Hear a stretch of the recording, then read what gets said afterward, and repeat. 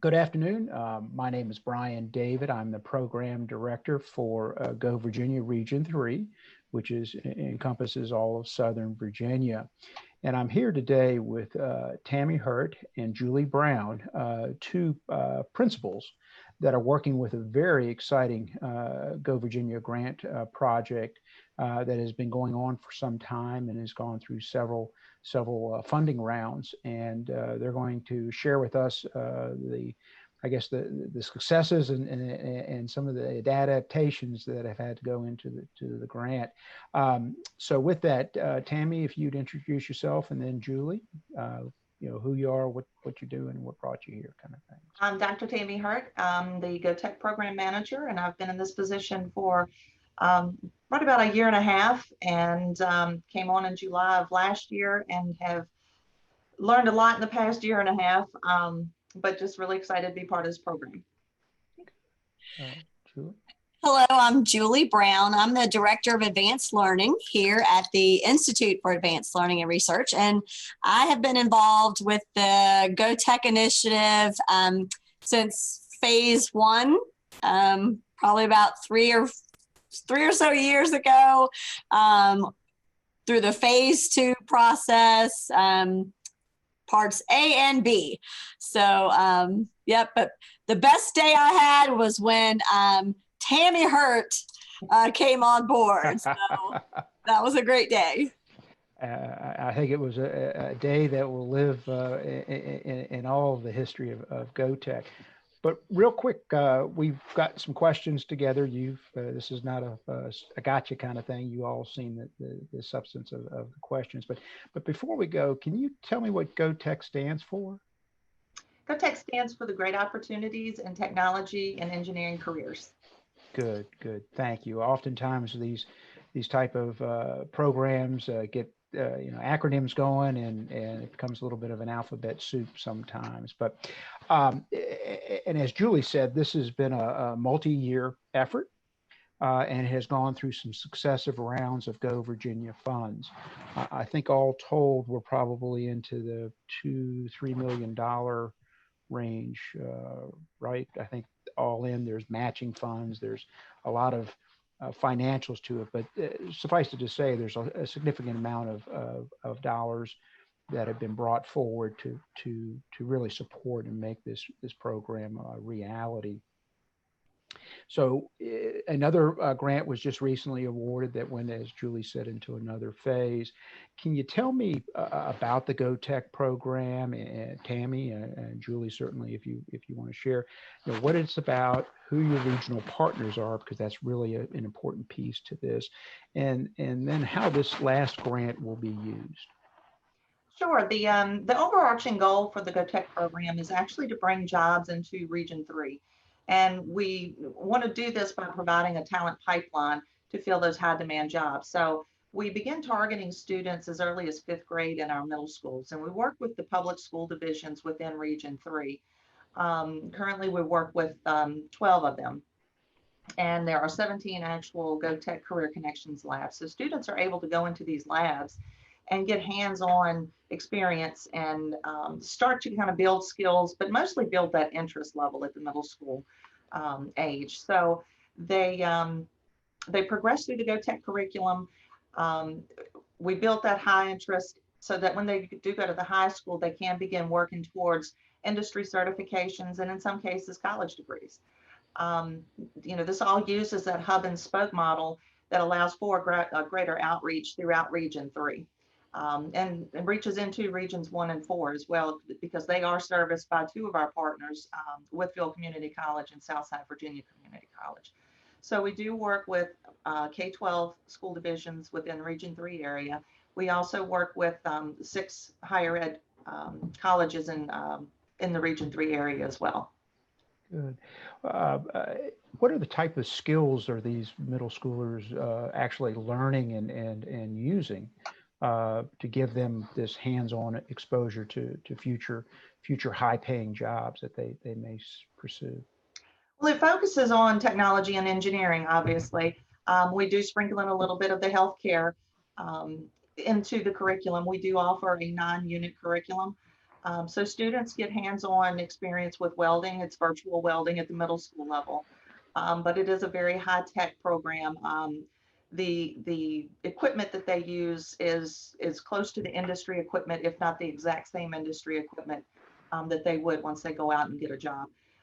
We use laser cutters, 3D printers, CNC milling machines. Trying to think of what the other equipment. We do the healthcare part, so they are learning about blood pressures, training in CPR, and things like that. So we do focus on these high demand jobs, specifically geared towards engineering and technology. The robotics, mechatronics, that is another area that students are learning more about, as a lot of the industries now are going towards that automated phase. And I think you mentioned and confirmed that these labs, these training labs, are set up at each one of your partner locations. Yes, they're all set up at we have 17 sites at middle schools currently. So our focus over the past year and a half and over the next year and a half that we have for phase 2B is to completely build out these labs, to get all of the equipment that they need in these labs, so that the students, hopefully by the time they reach 8th grade, if they don't already have a clear idea of what it is that they want to do, then maybe we've introduced them to something new that they would be interested in, something that they had never even considered before. And tell me about this, and Julie, you know, part of this was I guess born from a recognition on employers' parts that they have these high-paying jobs that require some type of skill more than you know, a high school, but less than an associate's degree. Tell us more about the industry demand for these type of jobs. Yeah, I would say this is where GO TEC was kind of born out of this existing workforce need, these middle skill jobs that were going unfilled. And these are good paying jobs. But we live in a region of the state where, you know, 15 years ago, some of our manufacturing base was decimated. And so this mindset that, well, number one, what manufacturing looked like there, you know, when you said the word, I'll say the bad word, factory, right? So when people talked about manufacturing, it was the factory. And there's this image for parents and even students of what that would look like. And we saw a lot of jobs leave our region. And so now this understanding that 19% of our employment base in the region is in manufacturing, that there are good paying jobs, that they're in very clean, high-tech environments. So to make sure young people and their parents change their mindset about manufacturing and what that's going to require, what skill set that's going to require, that it's much less focused on manual labor. We're going to need you exercising that brain, using that brain for these jobs. And so it's a different skill set. So how do we prepare for that? How do we meet that existing business need? But more importantly, as we look to the future, companies are asking, not just show me who's enrolled in your college programs, what's happening in your middle schools? Where is that talent pipeline? And the days of being able just to tell an economic developer or site selection, representative, oh, we got a great workforce. They want to see data. Where are the numbers? Where are they coming from starting in middle school? And GO TEC provides us with a very robust way, data-driven, to say we have this number of students in the pipeline from over 13 counties and localities across the footprint that you're going to be able to draw from for for business, but also to meet that existing business need. Good, good. And that's really critically important for Southern Virginia, for our region to differentiate itself. And it's not enough just to have industrial parks or access to markets or raw materials or things like that. The business investment that goes where the talent is now and into the future. And so you all's work is absolutely meeting that need. Let's shift gears a little bit now, because obviously we're not doing this around a table. we are doing it via Zoom. Um, and obviously the COVID-19 pandemic has frankly impacted the program. From my outside looking in, it hasn't slowed it down any bit, other than it's just taken different ways of adapting everything to where the school divisions are, and certainly keeping students, faculty, and staff safe, and as well as yourselves safe through all this, because there is a lot of interaction with teachers, the faculty in this. So give us an idea of how you've had to adapt, or what are you all doing with regard to meeting the circumstances of the pandemic? Well, the COVID-19, that definitely threw us a curveball. And we ended up having to telework a while, but since my training coordinator and I were still kind of building the plane as we flew it, we were still able to collaborate and talk and get a lot of planning done. We had a lot of collaboration meetings through Zoom with the teachers, and it really helped us kind of realize that, you know, we're focusing on technology and engineering, but why not use the technology to help us now? So one of the things that the training lab here at the Institute allows us to do is provide remote assistance. So if, you know, if something's broken at the school, rather than the training coordinator having to go out, you know, maybe drive 100 miles to get to it, he can provide live remote assistance right then and there on the spot. You know, also building the resource, the GO TEC curriculum bank as a resource for the teachers as well as the students. So we just kind of looked towards technology to say, you know, you can't have the kids in the classroom. They can't be putting hands on the equipment right now, but, you know, there are online simulations that students can do at home, you know, if they have the internet and they have the capability of doing it at home. So we really worked with the teachers to provide them with additional resources that were online. And we, you know, we found free resources to where they could share with the students, you know, building the VEX robots online and doing simulations like that. There were welding simulations that the students could do.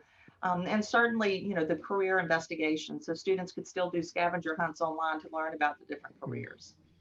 Good, good. You touched on something that I think is consumed everybody's, I guess, here and now, is the availability of broadband, high-speed internet, and that is absolutely something that Go Virginia and Region 3, that leadership is absolutely focused on, and what kind of role we could do, because here's an application of how broadband can kind of bridge that gap, while the in-person type of education is not safe, frankly. So there was just a big event at the Institute. And I'll be sure that, Christina, we got links to the video that was done. Tell us about the big event that was at the Institute in Danville, and as it relates to GO TEC. Well, we had our GO TEC training facility, or GO TEC training lab, grand opening, so to speak, or ribbon cutting. We still want to do a grand opening at some point.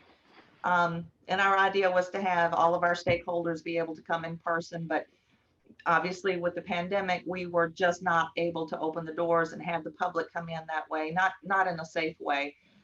So we did it virtually. We did it through live feed, through Facebook, through, you know, the different social media sites and such. So I feel like we were able to reach more viewers that way, and really kind of get that word out there a little bit more than we had it live. But yes, we had Secretary Ball that provided remarks through Zoom as well.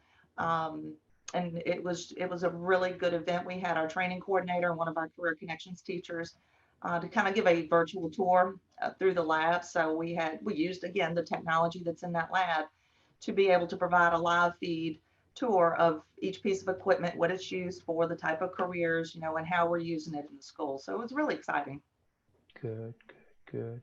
A couple things of observations of mine. One, I agree. I think the exposure, you know, I'd be curious where the farthest away a viewer was, or something like that. But there were two robots that actually did the ribbon cutting, so that was fun. But also, I guess the physical room is not that large, the physical space, and so being able, if the pandemic weren't here, getting a number of people into that room might have been challenging. I found it very, very beneficial to be over the shoulder, so to speak, the videographer following it around the tour, and that certainly kind of gave a better here and now of it. We'll be sure to get links and all that to this video. Want to shift a little bit of gears. We got a couple more questions to get through, though the three of us probably talk about this for a while. There's an element to this which sometimes goes by the name of the company, Major Clarity, or what is called the Common Platform. And Julie is one that's certainly overseeing that piece of it. So tell me what is the Common Platform and how does that help the GO TEC program? Sure. So we have 13 school divisions in Region 3 that have all agreed to use the same internet-based career exposure platform, and the name of it's Major Clarity. The idea behind the platform is it will provide career exposure for students, provide some assessments of the things they like and don't like around work environment, types of jobs or things that they like to do or activities they like to do and things that they don't like to do. It integrates with our school systems, student information systems, so it'll be able to pull information about course catalog. So basically we'll be able to help students if they identify a career of interest, and let's say that's welding, that they're interested in welding. It will be able to give them an idea of their academic and career plan for starting in 9th grade. So we'll tell them what classes that they should be taking at that particular high school, if that's the career that they're interested in. We'll be able to push notifications to students. So if there's some informal learning opportunities in the summer, if there are scholarships that they would be eligible for, we can push that out to students. The feature that we're really excited about is that it will allow employers to list work-based learning experiences for students. So if they're willing to offer a plant tour, an interview, an internship, an apprenticeship, employers can list it there. And the great thing for employers is there's one platform for them to learn, not 13 different ones. So again, we think this is a great tool. And at the end of the day, what we know is employers, they may be located, in Mecklenburg, but that talent might be sitting in Brunswick, and the employer doesn't care. Right? They want somebody that's going to be productive, be a team player, a problem solver, a critical thinker. And so our job is to help connect them to talent. So we again think through this system, and we just had a conversation about this morning actually, about how we're going to be able to identify students that are in those GO TEC areas, quantify that. So again, to assist with economic development, we'll be able to tell prospective companies, this is how many students are interested in GO TEC aligned careers. We know where they are, we're able to inform them of opportunities, and we can connect them to talent.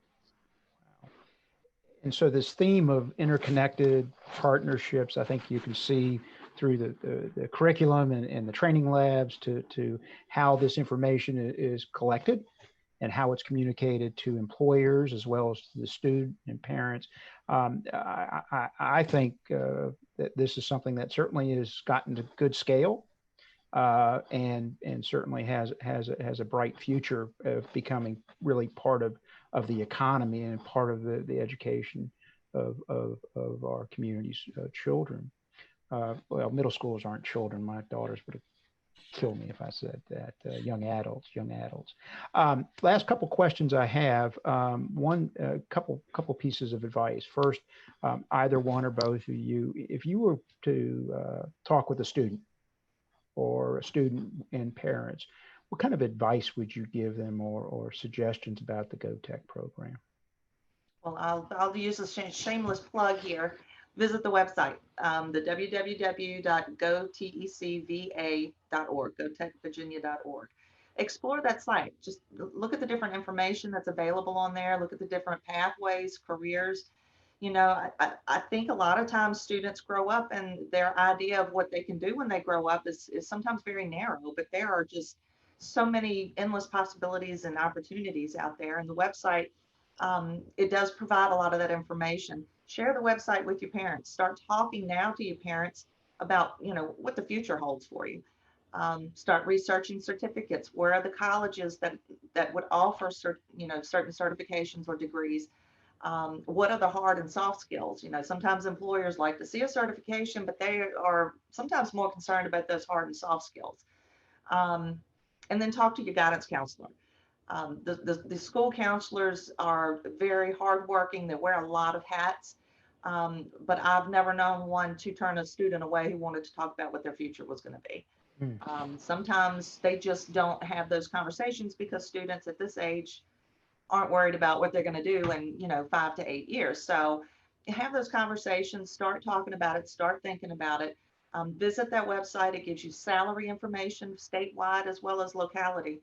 And just, keep your mind open to what the future is going to hold.